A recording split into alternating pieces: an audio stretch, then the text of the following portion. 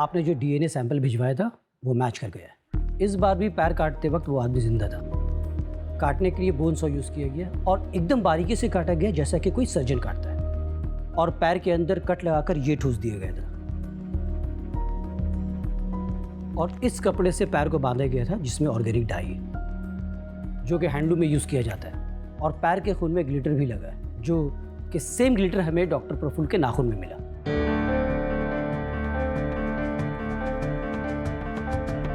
ये beads, handloom और इस कपड़े में जो ऑर्गेनिक डाई लगी है, ऐसा काम तो आसपास के एरिया में एक ही गांव में होता है।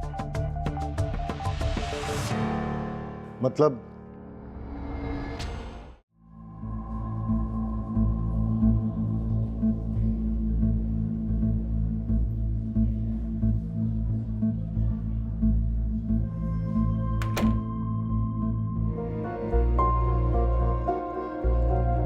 सब तैयारियां हो चुकी हैं, चलो शुरू करते हैं।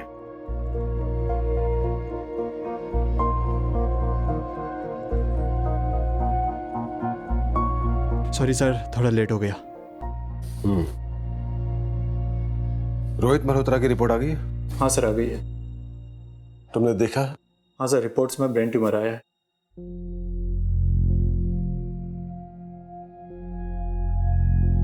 ऑपरेशन लीड करो। लेकिन सर, मैं कैसे कर सकता हूँ सर? एमएस किया है ना, तो कहीं तो शुरुआत करनी पड़ेगी।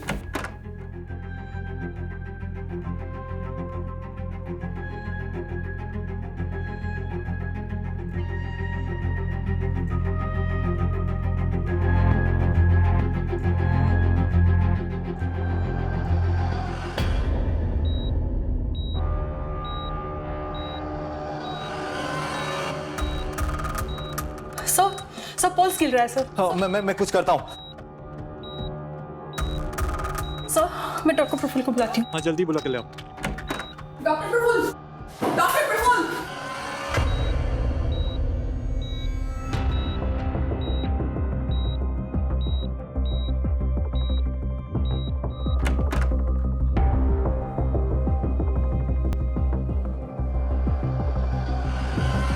प्रफुल्ल, अचानक क्या हुआ? पहले बड़े साहब निकल गए, उसके बाद सिस्टर निकल गई, फिर आप। क्या हुआ, क्या है? बच्चे बच नहीं पाए। क्या? आप लोग कहाँ जा रहे हैं? आप लोग ठीक है? आप लोग वहाँ नहीं जा सकते। आप लोग बाहर जाइए। आप लोग सब बाहर निकलिए। आप यहाँ नहीं रुक सकते। आप लोग सब बाहर निकलिए।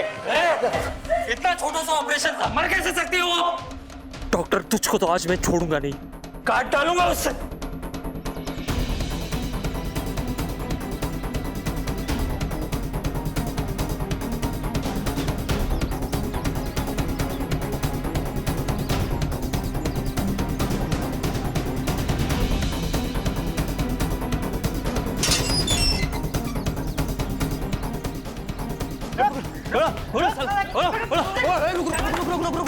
अबे पागल है क्या?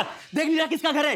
अंदर जाएंगे तो फंस जाएंगे। बुड्ढे की पहुंच बहुत ऊपर तक है। तो क्या हुआ? इतना डर क्यों रहे हैं? घुस के खींच लाते ना उसको। देख, तुझे जाना है तो जा, हम लोग रिस्क नहीं लेंगे। अरे यार, पैसे कैसे मिलेंगे? चल, बाद में आते हैं। अरे रुक विजय, बाहर आ, नहीं तो दरवाजे तोड़ के अंदर आ जाएंगे।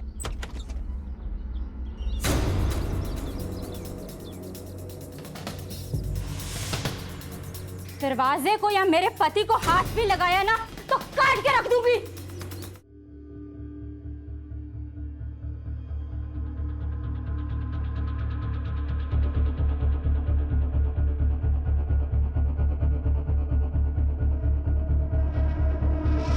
क्या हो रहा है यहाँ पर? शास्त्री जी, आपके दामाद विजय ने हम लोगों से लाखों रुपए लिए और अब वापस नहीं कर रहा है। हाँ, बिल्कुल नहीं दे रहा है वो। और शांति रखिए, मैं विजय को लेके आता हूँ, लेकिन तब तक आप सब लोग शांति से खड़े रहेंगे, कोई हंगामा नहीं। माँ जी, प्लीज बाबूजी को समझाइए ना, इस बार पैसे दे दे, मैं जल्दी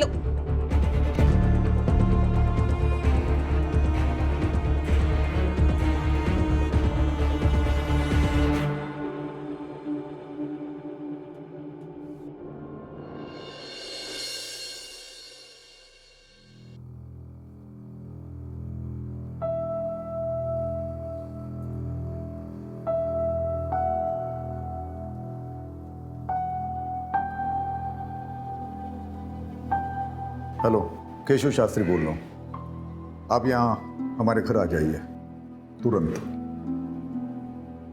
बाबूजी, बाबूजी मैं आपका दामाद हूं, आप ऐसा नहीं कर सकते। ये लोग मुझे मार देंगे। आपकी बेटी भी।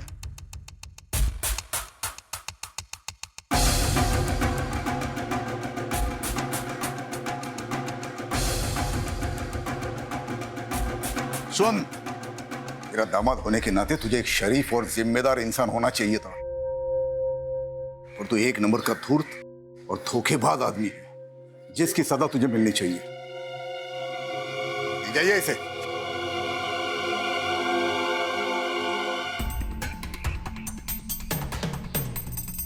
मैं चाहता हूं कि आप सभी को न्याय मिले, और जिस किसी को भी मेरे दामाद विजय से प्रॉब्लम है, वो बिना कानून अपने हाथ में लिए पुलिस की मदद ले ले, वरना वो भी मेरी नजर में उतना ही गुनहगार होगा जितना कि विजय।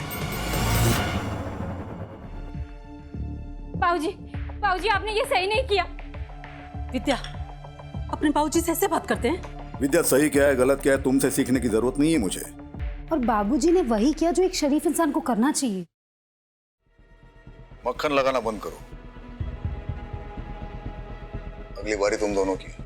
तुम्हें क्या लगता है, मुझे पता नहीं कि मेरी गैर मौजूदगी में तुम दोनों मेरे दवाखाने में क्या करने जाते हो? सारे पेपर्स मैंने ऑडिट के लिए भेज दिए। ऑडिट का रिपोर्ट आएगा तो तुम दोनों को भी भेज दूंगा जेल में हवा खाने के लिए।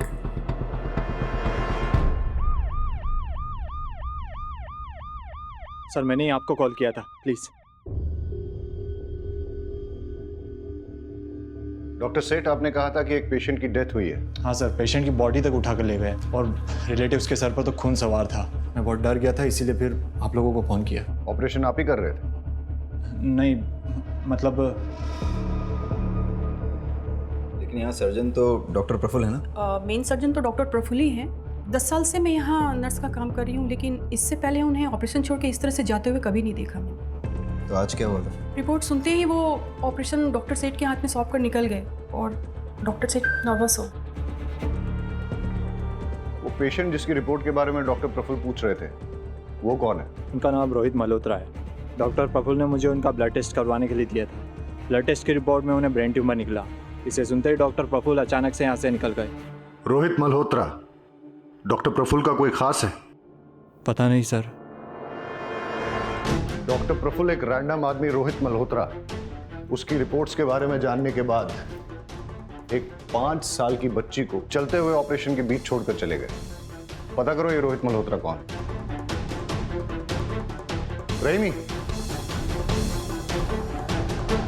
डॉक्टर प्रफुल्ल के कॉल डिटेल्स निकालो और लोकेशन ट्रेस करने की कोशिश करो, और ये आदमी जो डॉक्टर प्रफुल्ल के पीछे भागा है, पता करो कौन है। Okay sir. Sir, doctor Prafull के लैंडलाइन फ़ोन के लास्ट डायल नंबर के मुताबिक उन्होंने न्यूरोलॉजिस्ट डॉक्टर मीनल शाह से कांटेक्ट किया। जब हमने मीनल शाह से बात करने की कोशिश की, उन्होंने पेशेंट के बीच की कॉन्फिडेंशियलिटी का हवाला देकर हमसे बात करने से मना कर दिया। रोहित मल्होत्रा की रिपोर्ट्स मिली? हॉस्पिटल के सारे कंप्यूटर्स चेक करो, पेशेंट रिकॉर्ड्स में कहीं ना कहीं जरूर कुछ मिलेगा। ये आप क्या कह रहे हैं? ऐसा पहले कभी नहीं हुआ। ऑपरेशन छोड़ के बीच में वो कभी नहीं गए। वो कल रात से गायब है। आपने उन्हें एक भी बार कॉल नहीं किया, या उन्होंने भी आपको कांटेक्ट नहीं किया? क्योंकि ये नॉर्मल है सर। पिछले 2-3 महीने से वो काफी बिजी चल रहे थे, और कई बार तो 2-3 दिन तक वो घर भी नहीं आते थे। हमारी तो फोन पर भी बात नहीं होती थी।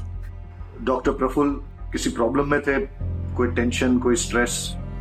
नहीं सर, ऐसी तो कोई बात नहीं थी। अच्छा, आप उनके किसी पेशेंट रोहित मल्होत्रा के बारे में कुछ जानती हैं? रोहित? नहीं सर। हेलो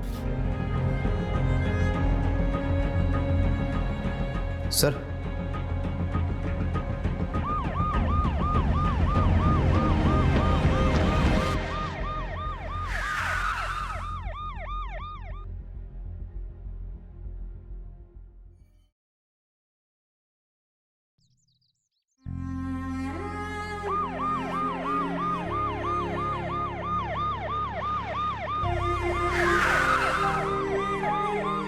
ये सब धरना कर रहे हैं। जब तक आप लोग डॉक्टर प्रफुल्ल को गिरफ्तार नहीं कर लेते तब तक हम लोग ना यहाँ से जाएंगे और ना पिंकी का अंतिम संस्कार करेंगे।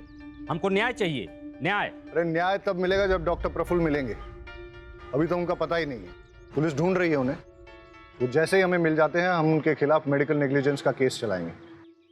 लेकिन गलती पिंकी के मामा मंगू की भी है। हॉस्पिटल में तोड़फोड़ करने का इल्जाम है उस पर, और अगर गलती से उसने डॉक्टर प्रफुल्ल के साथ कुछ उल्टा सीधा किया ना तो बहुत बुरा फंसेगा। इसलिए आप हमें बता दीजिए कि मंगू कहाँ है। मुझे नहीं पता। देखिए, आप मेरी बात सुनिए और समझने की कोशिश कीजिए। आप पिंकी की बॉडी पुलिस को सौंप दीजिए। हम उसकी बॉडी का पोस्टमार्टम करवाएंगे जिससे कि डॉक्टर प्रफुल्ल के खिलाफ केस और स्ट्रांग हो जाए। पिंकी को न्याय ऐसे मिलेगा, इस तरह धरना देने से नहीं।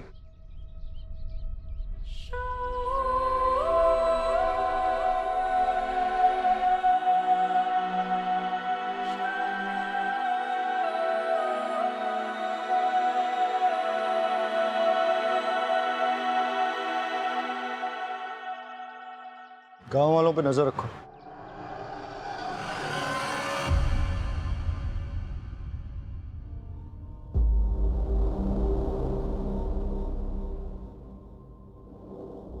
परेश जी शास्त्री जी। मैं घर जा रहा हूँ, तू भी सब निपट के जल्दी घर जाना।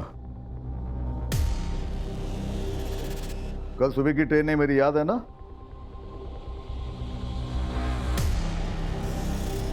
जी शास्त्री जी। हाँ, एक मिनट अभी देता हूँ। नमस्ते। वैद जी देखिए ना, केवल लगवा लिया, दुकानदारी बढ़ गई, लोग आने शुरू हो गए। बढ़िया है, बस इसी तरह तरक्की करो। मेरी शुभकामनाएं तुम्हारे साथ है।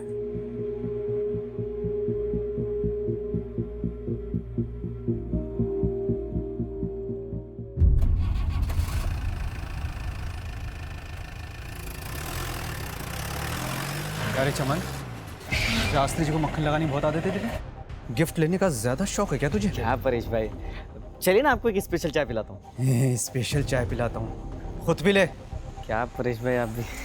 कुछ बोलोगे तुम? मुझे बहुत डर लग रहा है।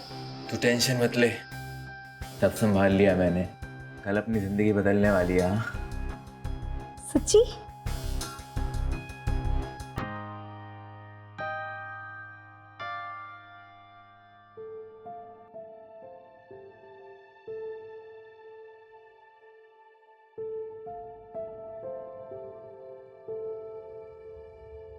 बाबूजी, आपसे कुछ बात करनी है। तुम्हें पता है ना, इस रूम में किसी को भी आने की इजाजत नहीं है। बाबूजी, आप प्लीज विजय को छुड़वा लीजिए, प्लीज। चलो चलो यहाँ से बाबूजी, बाहर चलो। बाबूजी मेरी बात तो सुनिए। बाहर जाओ। बाबूजी प्लीज मैंने मेरी बोला बात बाहर सुनिए। जाओ।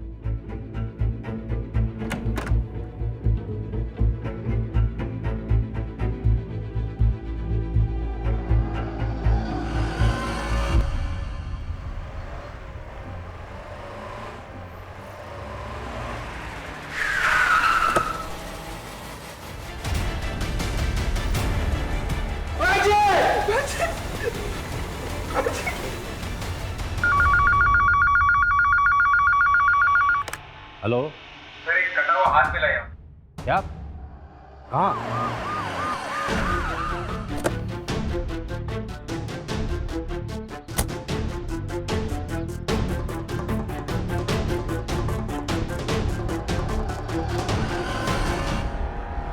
फॉरेंसिक को बुलाओ।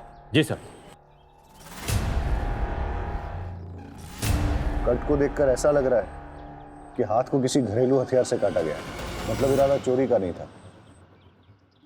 ये सब नाखून उखाड़े गए, मतलब टॉर्चर।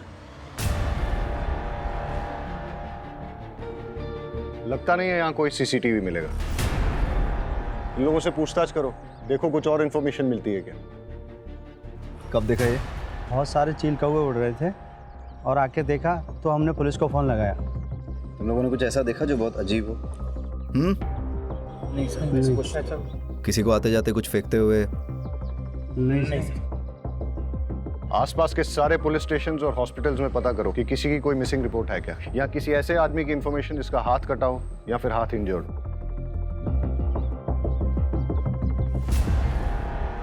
डॉक्टर प्रफुल्ल की कोई लीड? नहीं सर, डॉक्टर प्रफुल्ल ने अपनी वाइफ से कांटेक्ट किया, ना किसी जानने वाले से। उनका नंबर भी ट्रेसेबल नहीं आ रहा है। और मगनू? सर उसके बारे में भी कुछ पता नहीं चल पाया सर। हो सकता है मंगू ही डॉक्टर को उठा ले गया हो। किडनैप? लेकिन अभी तक कोई रैंसम कॉल आया नहीं। वाघेला सर, हॉस्पिटल की इन्वेस्टिगेशन से कोई लीड मिली? यस सर, 2 बातें निकल के सामने आई सर।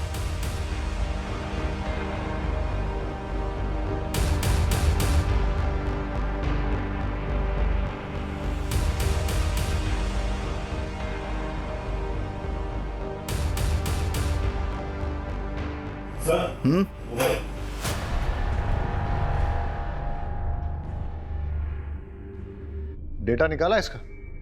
सर फ़ोन में 256 बिट इंक्रिप्शन है, लेकिन हम क्रैक कर लेंगे। सर एक बात और, रोहित मल्होत्रा की रिपोर्ट्स की हार्ड कॉपी तो नहीं मिली, लेकिन लैब के कंप्यूटर से कुछ हाथ लगा है।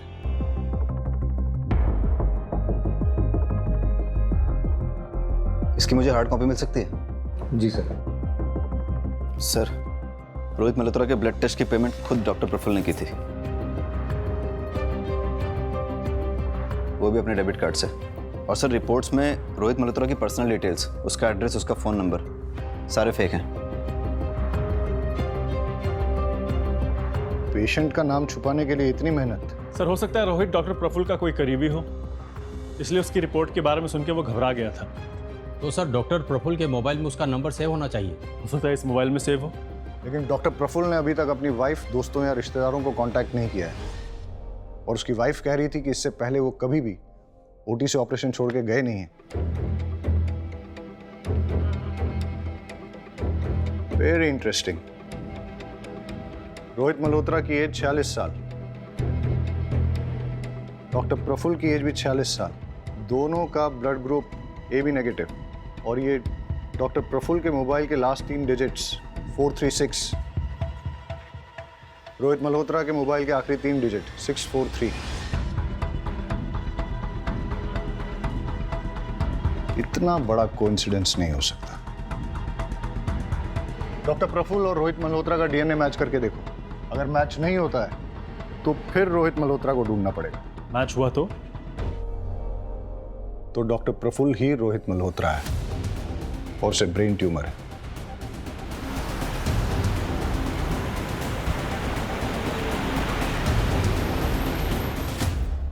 आपको पता है कि आपके पति को ब्रेन ट्यूमर है? क्या? ये आप क्या कह रहे हैं? आपको कैसे पता? डॉक्टर प्रफुल्ल ने रोहित मल्होत्रा के फेक नाम से एक ब्लड सैंपल टेस्ट करवाने के लिए दिया था। वो ब्लड सैंपल डॉक्टर प्रफुल्ल के ब्लड से मैच होता है, और इस टेस्ट की रिपोर्ट के अकॉर्डिंग रोहित मल्होत्रा यानी कि डॉक्टर प्रफुल्ल को ब्रेन ट्यूमर है।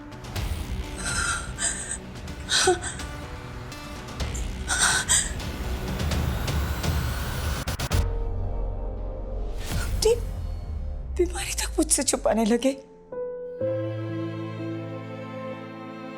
पहले ऐसे नहीं थे, सब बताते थे मुझे, बहुत प्यार करते थे। पता नहीं क्या हो गया, क्यों? आप प्लीज उन्हें ढूंढिए, प्लीज। आप चाहे ना माने, पर वो बुरे इंसान नहीं है।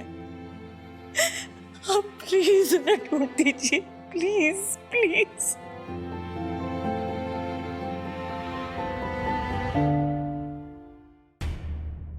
सर कटे हुए हाथ के फिंगरप्रिंट्स पुलिस डेटाबेस से मैच किए जा रहे हैं। हो सकता है हमारे रिकॉर्ड में से किसी के साथ इसका मैच हो जाए। और सर फॉरेंसिक की रिपोर्ट के मुताबिक हाथ कटने वाले आदमी की उम्र लगभग 60 साल की थी, और जब उसका हाथ काटा गया तो वो जिंदा था। सर डिस्ट्रिक्ट पुलिस स्टेशन और हॉस्पिटल से भी किसी 60 साल के आदमी के गायब होने या हाथ कटे हुए इंजर्ड आदमी के बारे में नहीं पता चला है, लेकिन कटे हुए हाथ पे जो अंगूठी मिली है उस पर एक ज्वेलर का मार्क है।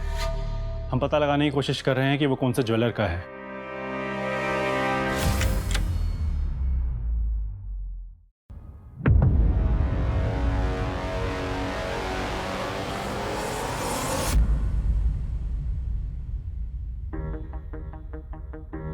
परेश भैया, ये सब दवा खाना कैसे हो गया? तू निकल यहां से। मैंने तुझसे कहा ना, निकल यहां से। चल निकल यहां से।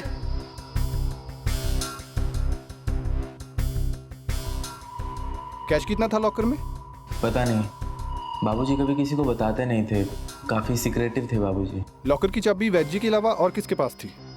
हम में से तो किसी के पास नहीं थी, सिर्फ पापा के पास थी।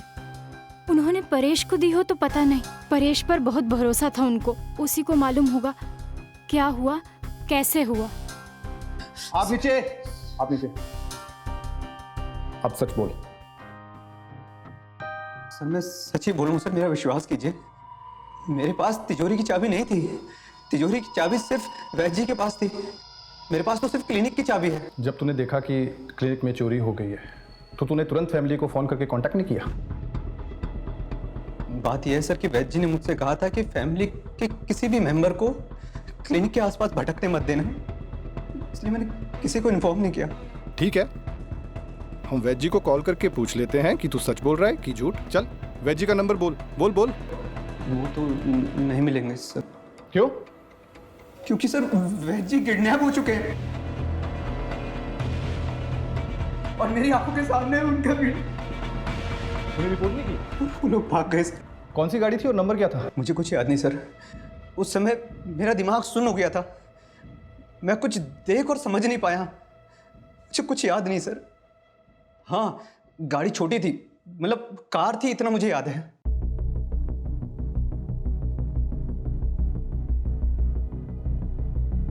शास्त्री जी कहाँ हैं? कॉन्फ्रेंस के लिए गए हैं इगतपुरी। अच्छा, अगर मैं कहूं कि वो वहां पे पहुंचे ही नहीं है। 2 दिन हो गए आपके पापा को घर से गए हुए, लेकिन आपने एक बार भी उनको कांटेक्ट करने की कोशिश नहीं की। आपको ये भी मालूम नहीं है कि वो वहां पहुंचे भी हैं कि पहुंचे ही नहीं है। कैसी फैमिली है आपकी? फिंगरप्रिंट्स हमारे डेटाबेस में किसी के साथ मैच हुए? नहीं सर, उस आदमी का कोई क्रिमिनल रिकॉर्ड नहीं है। Yes doctor. देखिए, हाथ जब हमने बरामद किया तब उसे कटे हुए 48 घंटे हो चुके थे। पहले सारी उंगलियों के नाखून उखाड़े गए, मतलब टॉर्चर, फिर हाथ काटा गया। हाथ काटते वक्त विक्टिम जिंदा था, लेकिन इस तरह हाथ काटने के बाद अगर ब्लीडिंग को ना रोका जाए तो अब तक शायद विक्टिम जिंदा ना बचा हो। गमछे में जो खून मिला है वो कटे हुए हाथ का ही है, लेकिन उस गमछे में जो एक बाल मिला है वो किसी और का, क्योंकि बाल का डीएनए खून से मैच नहीं हो रहा। और वो अंगूठी? उंगली में अंगूठी का कोई ऐसा निशान नहीं है जैसा कि अंगूठी पहनने वाले की उंगलियों में होता है, जिसका मतलब है कि हाथ कटने के बाद अंगूठी पहनाई गई हो। क्यों कोई किसी का हाथ काटकर उसमें अंगूठी पहनाकर फिर हाथ को फेंक देगा? क्या वजह हो सकती है? हो सकता है हमें कोई क्लू देने की कोशिश कर रहा हो, या क्रिमिनल हमें मिसलीड कर रहा है। यानी कि क्रिमिनल या तो निहायती बेवकूफ़ है या फिर बहुत ही डेयरिंग, जो हमें चैलेंज करने की कोशिश कर रहा है। लेकिन सर, पुलिस को कोई चैलेंज क्यों करेगा? होते हैं कुछ साइको ऐसे।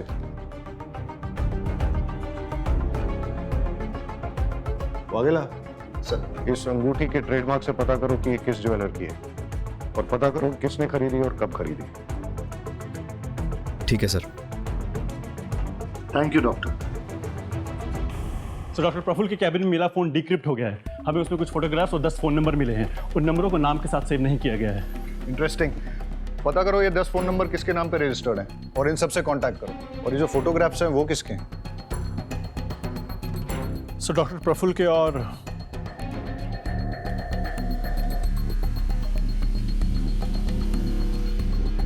और भी इंटरेस्टिंग। सर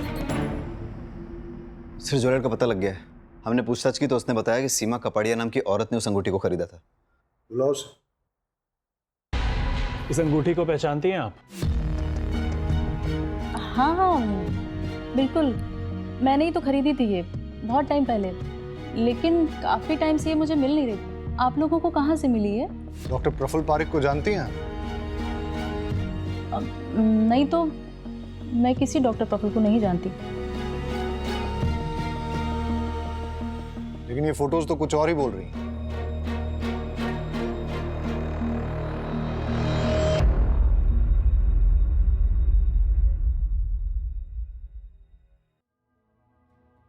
एक्चुअली सर, मैंने ही ये अंगूठी प्रफुल्ल को दी थी। वो कॉलेज टाइम में हम साथ थे, हमारा अफेयर चल रहा था, लेकिन कुछ टाइम बाद मेरी शादी मिस्टर कपाड़िया से हो गई और प्रफुल्ल की भी शादी हो गई, लेकिन हमारा मिलना जुलना अभी भी जारी था। लेकिन आपने डॉक्टर प्रफुल्ल को पहचानने से भी इनकार क्यों किया? प्रफुल्ल कुछ टाइम पहले से मुझसे पैसे मांगने लगा, कह रहा था कि उसके हॉस्पिटल में कुछ लॉस चल रहा है। मैंने स्टार्टिंग में तो पैसे दे दिए, लेकिन वो मुझसे बार बार पैसे मांगने लग गया। जब मैंने मना किया तो मेरी कुछ फ़ोटोज़ उसके पास थी, मुझे ब्लैकमेल करने लग गया। तो फिर आपने क्या किया?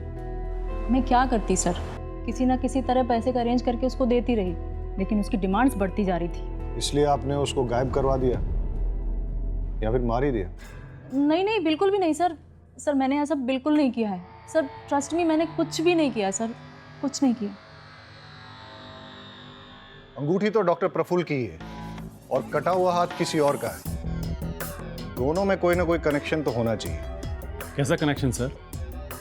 आपको लगता है ये हाथ काट कर डॉक्टर प्रफुल्ल ने डंप किया है? पाठक, डॉक्टर प्रफुल्ल के गायब होने से पहले वो हाथ काटा गया है और डॉक्टर प्रफुल्ल किसी का हाथ काट के उसे अपनी अंगूठी क्यों पहनाएंगे? वो अपने ही खिलाफ कोई क्लू क्यों प्लांट करेंगे? हो सकता है कोई ऐसा तीसरा आदमी हो जिसका इन दोनों के साथ कनेक्शन हो।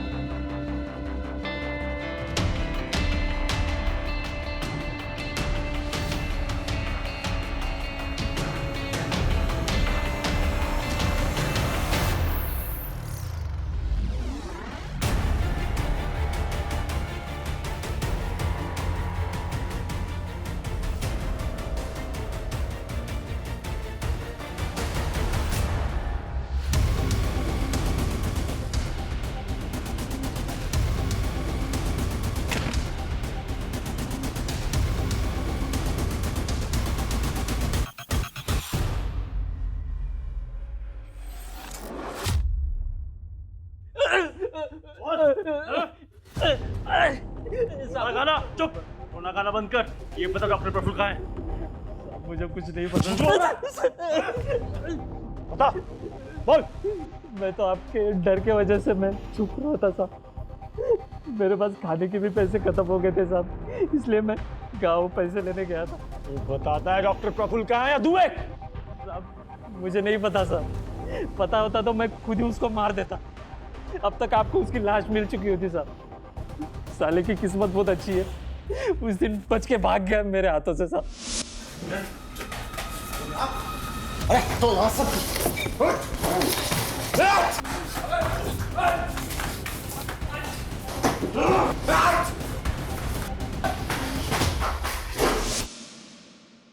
झूठ बोल रहा है तू, क्योंकि जितनी चोट डॉक्टर प्रफुल्ल को लगी थी उस हिसाब से वो ज्यादा दूर तक भाग नहीं सकते थे। पक्का तेरे ही हाथ लगे होंगे। मैंने ढूंढा था साहब, पर मिला नहीं मुझे वो। और आप मुझसे सवाल पूछ रहे, अरे उससे जाके पूछिए ना जिसके वजह से मेरी 5 साल की भांजी मर गई साहब।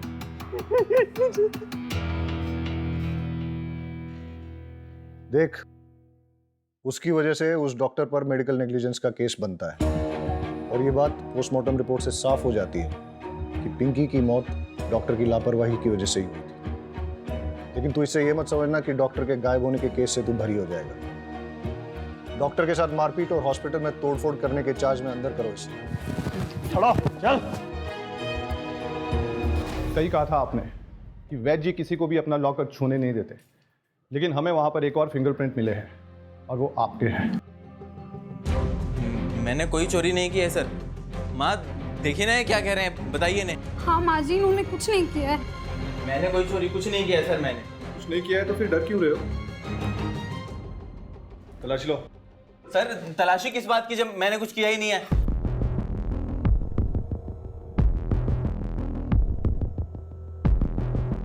सर आपको जरूर कोई गलतफहमी हुई है, आप मेरी बात समझने की कोशिश कीजिए। मैं आपको ये देखिए इसकी अलमारी से क्या मिला है।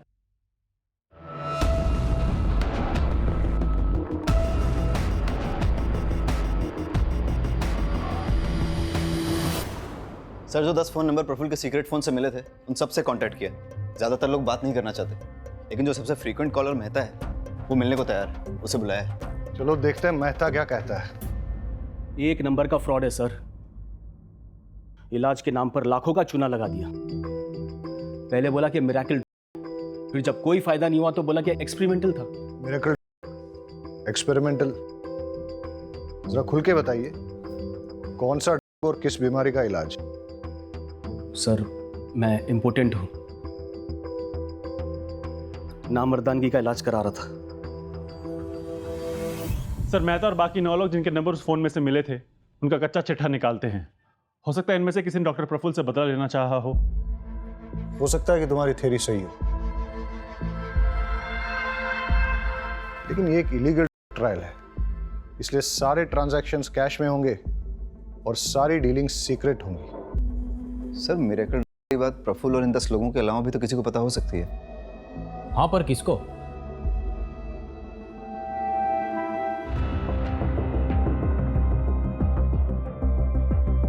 वो 10 आदमी जिन पे ये एक्सपेरिमेंट चल रहा था, उनमें से किसी ने भी डॉक्टर प्रफुल्ल या आपको कोई धमकी वगैरह दी? दिनेश मेहता नाम का एक आदमी कुछ दिन पहले घर आया था। आपको मेरी बात समझ में आ रही है नहीं आ रही है? देखिए मिस्टर मेहता, आप मुझे इस तरीके से धमका नहीं सकते। आपने कंसेंट लेटर साइन किया है, ये बात आप भूलिए मत मिस्टर मेहता। फिर आप भी मत भूलिए कि इलीगल कामों में कंसेंट लेटर नहीं चलता। अब आपकी गर्दन मेरे हाथों में, मुझे मेरा पैसा वापस करिए वरना अंजाम भुगतने के लिए तैयार हो जाओ। प्रफुल्ल ने क्या कुछ नहीं किया पैसे कमाने के लिए, पर क्या मिला इस पैसे से? सब बर्बाद कर दिया, कुछ नहीं बचा है। डॉक्टर प्रफुल्ल ने आपके नाम पे 5 करोड़ की इंश्योरेंस पॉलिसी ली है। आप कहना क्या चाहते हैं? कुछ नहीं, मैं सिर्फ इतना याद दिला रहा हूँ कि उनके जाने के बाद भी आपको पैसों की तंगी नहीं होगी। 5 करोड़ रुपए बहुत होते हैं। आप मुझ पे शक कर रहे हैं? जब तक हमें किसी के खिलाफ कोई ठोस सबूत नहीं मिल जाते, तब तक हमारे लिए सब सस्पेक्ट है।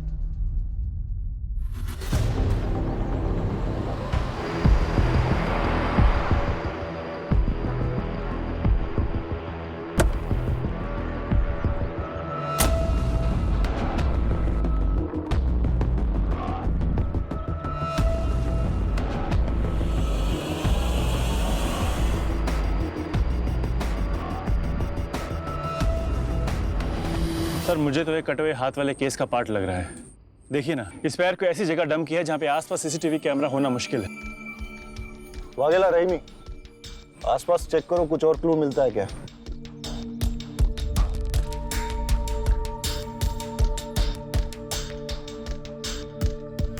सेम मॉडस ऑपरेंडी, पैर को काटने से पहले टॉर्चर किया गया है, लेकिन इस बार डिफरेंस सिर्फ इतना है कि पैर को किसी प्रोफेशनल तरीके से काटा गया है, जैसे कि किसी सर्जिकल इंस्ट्रूमेंट से।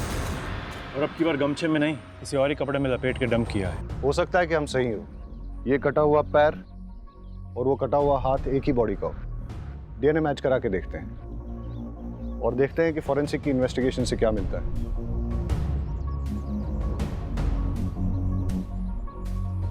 लगता है एक स्टेट वाइड अलर्ट जारी करवाना पड़ेगा किसी 60 साल के आदमी की मिसिंग के लिए। सर खंबात पुलिस स्टेशन से एक अलर्ट आया है। सर वहाँ की पुलिस एक 60 साल के मिसिंग आदमी को ढूंढ रही है। उन्हें एक 60 साल के आदमी का कटा हुआ हाथ और पैर भी मिला है। फोन कांटेक्ट करो। Okay sir. आप हमें केशव शास्त्री का डीएनए सैंपल भेज दीजिए, हम कटे हुए हाथ और पैर के डीएनए से मैच करके देखते हैं और आपको अपडेट करते हैं।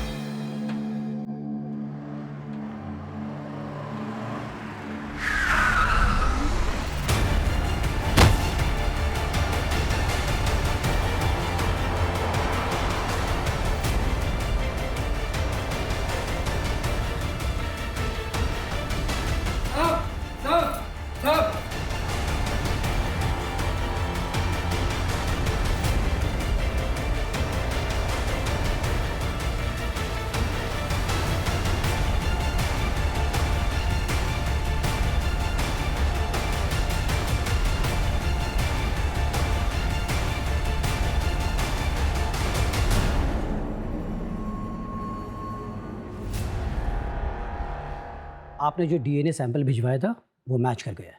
इस बार भी पैर काटते वक्त वो आदमी जिंदा था। काटने के लिए बोन सॉ यूज़ किया गया और एकदम बारीकी से काटा गया जैसा कि कोई सर्जन काटता है, और पैर के अंदर कट लगाकर ये ठूस दिया गया था, और इस कपड़े से पैर को बांधा गया था जिसमें ऑर्गेनिक डाई है जो कि हैंडलूम में यूज़ किया जाता है, और पैर के खून में ग्लिटर भी लगा है जो कि सेम ग्लिटर हमें डॉक्टर प्रफुल्ल के नाखून में मिला। मतलब डॉक्टर प्रफुल्ल और शास्त्री जी जिनका कि हाथ और पैर काटा गया, इन दोनों को एक ही जगह रखा गया था और वहीं से डॉक्टर प्रफुल्ल हमें कोई क्लू भेजने की कोशिश कर रहे थे। Okay doctor, thank you. Okay bye.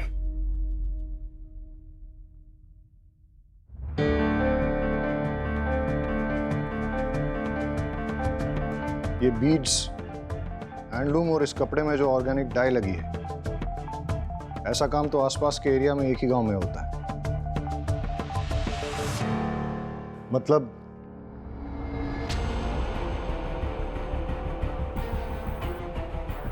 Inspector Shekhar. Yes sir. मैंने आपको यहाँ इसलिए बुलाया है क्योंकि हमें विक्टिम की लोकेशन का पता चल गया। आप लोग भी चलिए हमारे साथ। सर।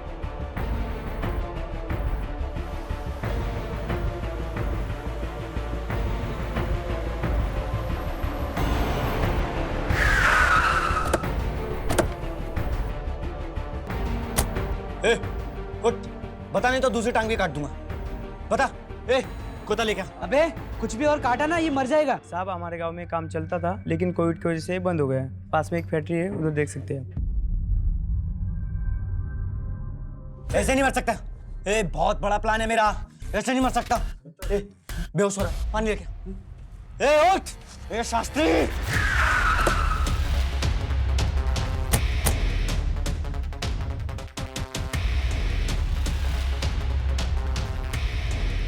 शास्त्री भाई ये मर जाएगा, अबे छोड़।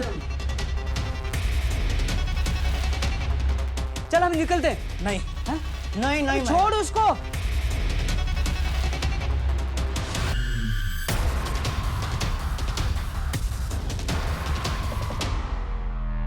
छोड़, अबे चल। चल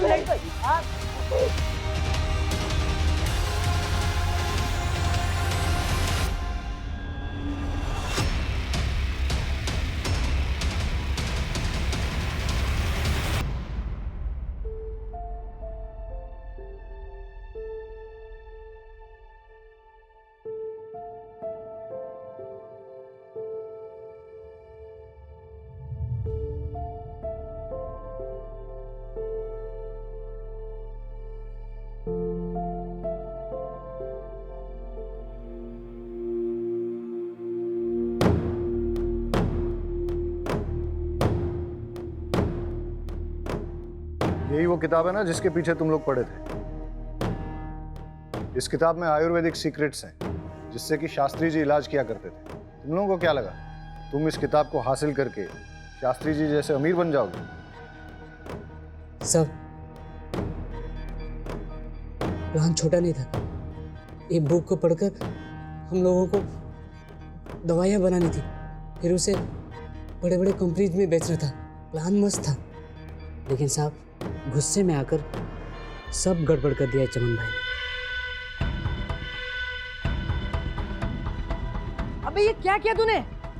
पागल हो गया क्या तू? कुछ पता ही नहीं रहा है। अबे ये डॉक्टर बुलाना पड़ेगा, नहीं तो ये मर जाएगा। चल पास का हॉस्पिटल से डॉक्टर बुला के लाते हैं। डॉक्टर तुझको तो आज मैं छोड़ूंगा नहीं।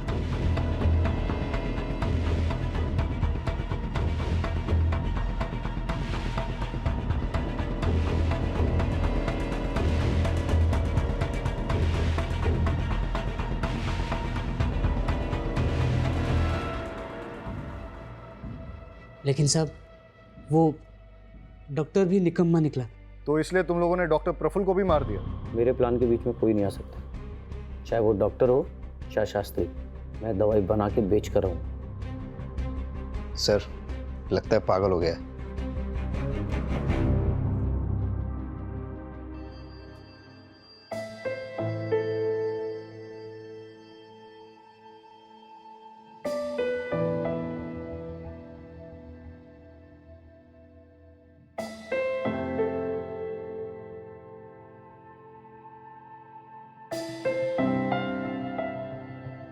चमन पहले से ही साइको था, लेकिन किसी को इसके बारे में पता नहीं था क्योंकि सबके सामने वो हंसमुख बना रहता था। चमन ने सोचा कि अगर वो किसी तरह से शास्त्री जी की किताब को हासिल कर लेता है तो वो शास्त्री जी की तरह ही संपन्न बन जाएगा। लेकिन उसे यह नहीं पता था कि विद्या को चोरी या जबरदस्ती से हासिल नहीं किया जा सकता। विद्या के लिए गुरु बहुत जरूरी होता है। अगर किसी तरह से चमन को ये किताब मिल भी जाती, लेकिन बिना गुरु के वो उसका कोई फायदा नहीं उठा पाता। लालच से अकल पर पर्दा पड़ जाता है और यही चमन के साथ भी हुआ। इसीलिए अब चमन पर आईपीसी की धारा 326 voluntarily causing grievous hurt through dangerous weapon, धारा 368 किडनैपिंग, धारा 343 रॉन्गफुल कन्फाइनमेंट, धारा 330 और 348 टॉर्चर, धारा 302 मर्डर, इसके तहत चार्जेस लगाए जाएंगे।